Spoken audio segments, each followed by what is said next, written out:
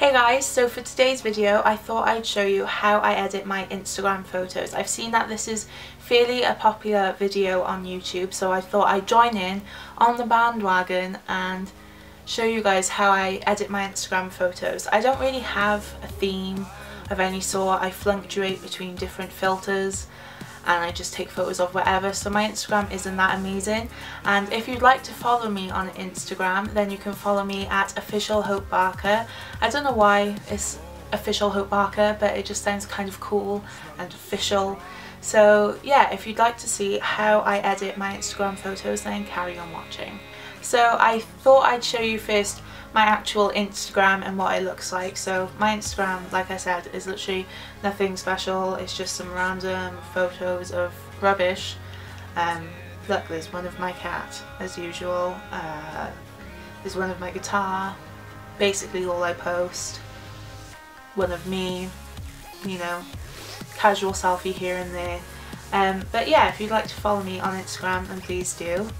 I don't have many followers, but whatever, it's cool. And there's the thumbnail for today's video. It was a preview for you guys on my Instagram. So if you don't follow me on Instagram, then you wouldn't have known that Friday's video would have been this video. So yeah.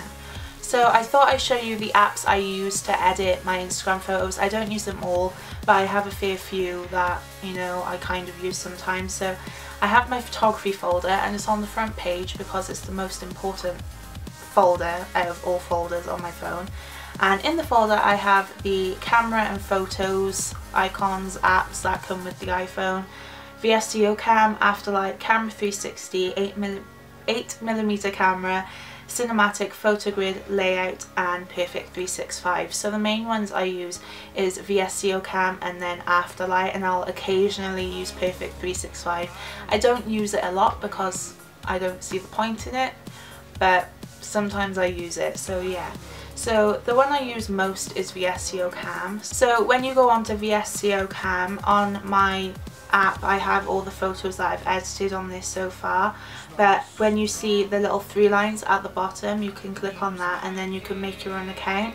I've made my own account, so if you have a VSCO account, then you can follow me. I'll put the link down below if there is a link for the account, I'm not even too sure. But you can make your own account and post your favourite photos or all photos onto your grid, and then people around the world can see the photos you've edited and can like them and stuff like that. And then you have the Explore tab where you can see people's photos from around the world. And oh look, it's a succulent, that looks nice. Can you favourite them?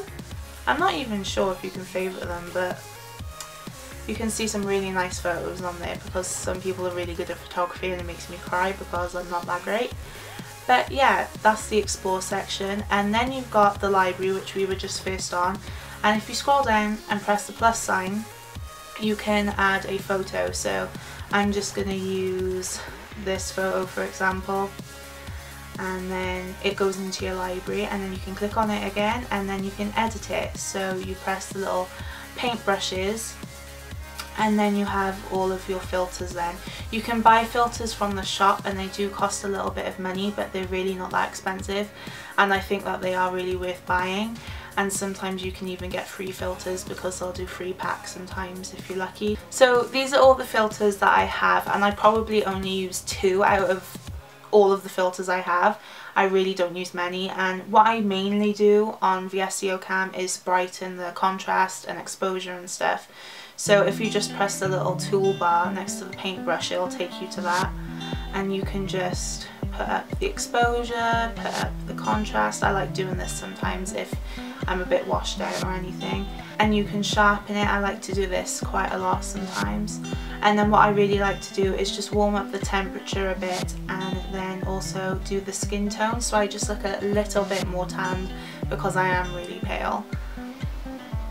And then you can also do the fade feature, which I sometimes like to do. So that's how I'd start off with my photo. I just brighten the contrast and things like that.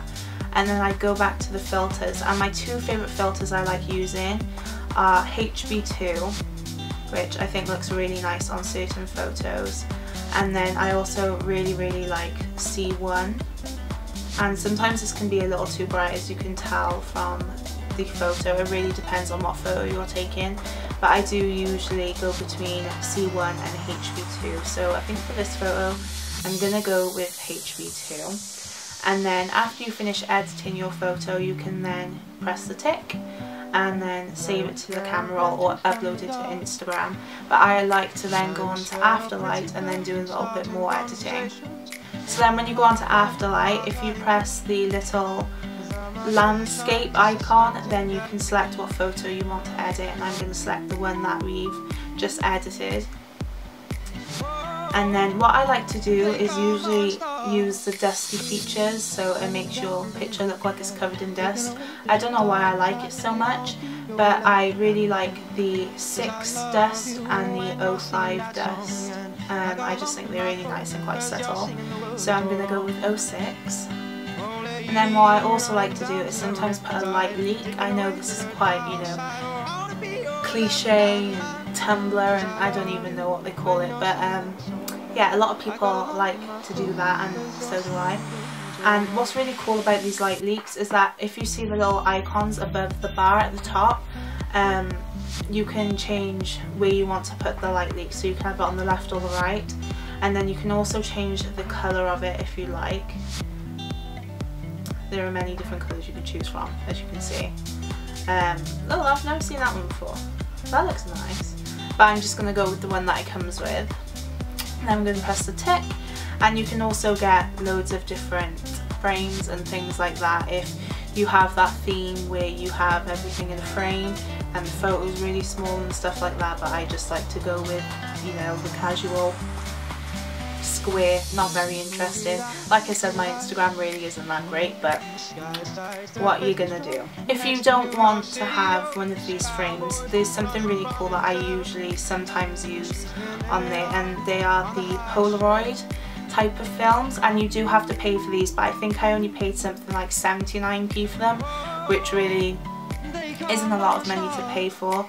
And you can just go between many different Polaroid frames, and I usually use this one and then put the bars around it so it'll fit in the square on Instagram. But I think I'm going to leave that today and just have the little square with me in it.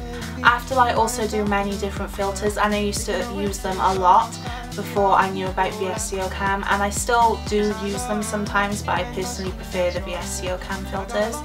But they have just the original, and you get the black and the white and things like that. And then you have the guest pack, the seasons pack, and the wonder pack. Oh, and there's a new pack now, Fusion, that's cool. I think you have to pay for the, yeah, you have to pay for the wonder pack, and again they're 79p, which really isn't a lot of money to spend. So I will have to look into them and perhaps buy them because they look kind of cool. So yeah, after you've finished editing on either apps, then you just press the tick and then you press done, and you can either save to camera roll, Instagram, or share it via other social media. So I'm just going to save mine to camera roll. So I thought I'd show you the app I use when I want to get 4 or a couple of photos in a square frame. Instagram recently brought out an app called Layout, and you can choose your photo. So I'm going to choose the photo that we've edited, and then you can get it in many different aspects of frame. So say if I wanted it in 4, I'd have it like that, and you can mirror it, you can flip it upside down and stuff like that. So sometimes I like to use that. Not a lot, but sometimes I like to use it as I think it's quite good. Yeah, so they're all my apps that I use to edit my photos. I really don't use many. I use 3 out of all the ones I have. I also have 2 for video, and I really use those because I never really post videos up on Instagram, and if I do, then I'll just edit them via Instagram and stuff like that. So I thought I'd show you how to upload a photo onto Instagram if you haven't got Instagram and are thinking of getting Instagram. So when you go onto Instagram, there's a blue box, and you can just click on that. And then I've just got my finger in front of the camera. So then you can just basically select whatever photo you want from your camera roll, and it will just pop up. And then you press next, and then you have all of Instagram's filters. And I usually like to use the Aiden filter, as that usually goes with my theme a bit more. So I'm just going to bring that down just a little bit. Press the tick and then press next, and then you can write a caption. So I'm just going to write, "Hey guys," nothing special. and then I also like to share it to Twitter and Tumblr, and then you press share and then it'll be on your Instagram profile. So yeah, that is basically how you upload a photo to Instagram, and you can also upload videos to Instagram, and that's just basically the same concept as doing the photo as well. So I hope you enjoyed this video, guys. If you did, please give it a thumbs up. I really enjoyed filming it for you. I absolutely love Instagram. It's probably my most favourite social media app, apart from YouTube obviously.